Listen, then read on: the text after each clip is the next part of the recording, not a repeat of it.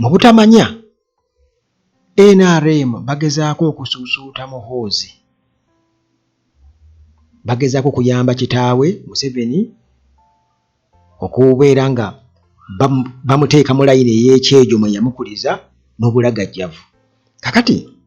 Muhoozi ono ajja bafuukira ekizibu kubanga byonna byakoze abikoze n'amalayo okulaga nti taligenda kubeera mwangu yadde n'akamu. Ono yategese emisinde egy'amazaalibwa definitely gye yakoppa ku Ssaabasajja Kabaka nga naye ayagala okuteekawo ekintu ekifaanaganako ng'ekyo naye okulaga nti w'amaanyi mu ggwanga. Naye nga abantu abazze ku misinde gye nga laba obalaba abakadde abo bajjawo emitwalo 2 abo bonna babaleeta buleesi mu bbaasi okubasomba okubajja eyo basajja battu babasuubiza 5,000 bwe batyo. Kati abantu nga bannameere definitely tojja kwebuuza Panda Beat, wayase Panda Beat, Anita Among balina okubaayo abo. Kakati alabudde Muhoozi atadde post ku mukutuko gwa X n'agamba nti why didn't former CDFs except General Katumba Wamala attend my birthday run? That might become a big problem for them. Nti lwaki abaliko ba CDF tebazze kubeerawo ku misinde gy'amazaalibwa gange? Nyinza okubafuukira ekizibu ekyo, kiyinza okubaviirako obuzibu. Bebe Cool definitely abo bonna kwegamba boyinza okugamba nti basajja battu, kikigambo kyoyinza okukoza ni musajja wattu anoonya popularity ye. Kati abo bonna emitima gy'abavadda mu bifuba gyaddadda mu nsawo, yadde agezaamu misinde awo naye ng'alowooza abantu bagenda kuba bamuwuubira bamulinze ku kkubo waapi, nga yeraddeko n'emmotoka emugoberera agezaako okunoonya abantu banaye mundaba naye nga teri yadde, ng'akirako Muhoozi bwe yali Kabaale mujjukira asooka aveeyo mu mmotoka bw'ati mbwawuubira abantu, agezaako beekakaatikako abantu nga bamutunuulira butunuulizi, n'ababodaboda nga batunuulira mutunuulire. Kakati ekintu ekyo eky'obuganzi kireese obuzibu, era awe wava obusungu, we wava okukuba muka Kyagulanyi, we wava okugenda ne batemaatema ennyumba ye, we wava okwagala okutta Kyagulanyi Mwaruwa, obuganzi. Kati Muhoozi agezezzaako nnyo era nga ayambibwako kitaawe okubeera nga bamukakaatika ku bantu bamwagale, n'atuuka n'okulabula mbu abaliko ba CDF bulwaki temubaddeewo okuleka Katumba Wamala kale naye abaliwo. Kakati awo ne weebuuza n'ogamba nti emisinde gya Kabaka jjo nga tewali, nze sigibeerangamu, sigendangako mu misinde gya Kabaka naye siwulirango bwe balabula abantu, oba omuntu n'agende nembuuza nti lwaki tewabadde mu misinde, kuba abantu abakulu bangi mu ggwanga naye ekyo tekibangawo. Kati kino kyongera okulaga era nkigattaamu n'ebigambo bya Museveni bye yayogedde ng'agezaako okulaga era naye nga agezaako okwagala bannayuganda prioritizing ennyo amazaalibwa ga mutabani we. Ndi nickname Mama Janet we yagijja mbu simanyi ati Tookero yamuyitanga Mama Muhoozi, Mama Muhoozi bwe biti mujuzi mbu nga tamuyita Muhoozi, mbu yali nickname mbu naye bakijja ku Tookero tyaba ali Tanzania eyo ng'agezaako okulaga kugamba ebintu ebifaanaganako bwe bityo. Problem cheap popularity. Museveni yatugamba nti bannayuganda baagala nnyo cheap popularity, naye akakazanyo teri akamusinga nga bw'olaba aka violence, effujjo, ak'obutemu n'ebirala teri akamusinga, naye ako ng'obigasse wamu n'ak'enguzi n'ebirala bingi nnyo. Museveni nga ye wano e Uganda yabisinza ebyo nga ye kabaka waabyo. Naye kwegamba kino aba NRM oba abo bonna abagenda okufuna ssente bayinza okulowooza nti nno bagenze kunona mutwalo, naye nga batwala kinajja kyonna kitwala bulamu bwabwe, kubanga naawe kennyini okimanyi bulungi nnyo nti Muhoozi tasobola kufuna bantu mu Kampala,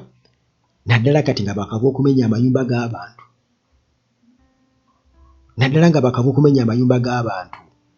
tasobola kufuna bantu.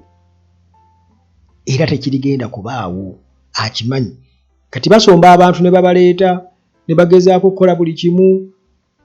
ye kati kiri buli munnabyabufuzi ayagala mu NRM ayagala omulaba bamuwe ekifo obwo bwa minisita obuwaaki kati nga Anita Amongo mukazi wattu ayogera byonna byasanze n'alabukoza AI naye nga teri muntu ayinza kubeera ng'alowooza upright ayinza kugenda mu misinde gya muhoozi gy'amazaalibwa kubanga ekisooka omulamwa ogw'emisinde mbu banoonya ssente z'abamulekwa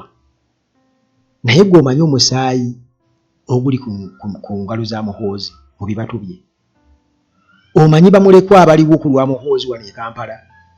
omanyi ab'oludda oluvuganya ye kennyini be yeewako obujulizi nti abasse era akyabatta g'omanyi obungi bwabwe kakati tosobola kuŋŋamba nti gwe problem akuliyetinze problem ate n'ogamba nti kati gwe solution wali badde osookera ku kutaba political prisoners n'ogamba ennaafu is enough naye ate n'ofuna omulamwa okumanya bano abantu baawunya tosobola kufuna mulamwa gukontana na mpisa zo omulamwa gukontana n'empisa zo gwe n'oyogerako bamulekwa oyinza okwogera ku bannamwandu oyinza okwogera ku bassemwandu tosobola nga liwo kennyini oli mussi weewala n'okutta nga n'okutta otta naye kwegamba ebyo byonna byolaba ebyo byalanduka ng'alandukira ku bantu kati abaliko ba CDF mwali badde mu ntendereza nze CDF gamba alinga eyeeraba ng'owakabi yeekubira engalo yazina naye bannayuganda munonya omutwalo kubanga abantu b'empula zaawo tubalabye bonna nga tayinza yadde n'okwafoodinga singa emisinde gibadde gya 2,000 n'obagamba nti mujje musasule 2,200 mujje kati muhoozi yeyeetereddemu ssente n'aleeta abagenda okudduka ku misinde gye kyokka ate ekyewuunyisa oba ekibi ate ssente za muwi wa musolo ekintu ekyo eky'oggulumiza muhoozi abantu nga basejjusa be baatandikirawo okubeera nga boogera ku bintu bye Besigye kakati kiikino kiggusaawo bwe kityo bwe kiri nti okuwagira Kyagulanyi musango obutagenda ku misinde gya muhoozi oba ku butamuwaana musango kwegamba ayagala okwefuula nti ye yali legitimate yekka abasigadde tebasaanidde bali illegitimate nti bali wabweru w'amateeka kakati omuntu afaanaganako bw'atyo aba muntu mubi obwo bwonna bulaga obubonero bw'omuntu omubi bannayuganda gwe muleze gwe mukkiriza babateekeko babanyigeko mujja tuka ekiseera nga mukaaba ttwawa ng'entulege wowe maama anti kaakati tetwamanya kati naye mukaaba nga bamenya amayumba ate ne mutamanya nti munnange bali abasirise poliisi yaabwe bwe mukaabira taata Muhoozi taata Museveni taata bannange twali badde n'olaba n'ogamba ii bannayuganda mwabaaki mwabatazira nti gwe okwata ekintu ne bwe kiba kimalawo kitiibwa kyo bakuwadde 2,000 15,000 12 olonde bagenda va wano ogenda ku layini eri katugeze obalonda gundi bwe naawe kenyina okwata 2 n'okwata 10 kale ekintu kibi nnyo naye nga Muhoozi bw'atyo munnange bw'agambye bonna abaliko ba CDF nti okuleka Katumba Wamala naye abasigadde bakumunnyonnyola bamugisha muntu bambadi mbasumbadi n'abalala balina okumunnyonnyola lwaki tebaabaddewo ku misinde gy'amazaalibwa ge genda basaza kibooko naye bakube nze nkuwagira bakube bayite basaze nange tojogeddwa bagwira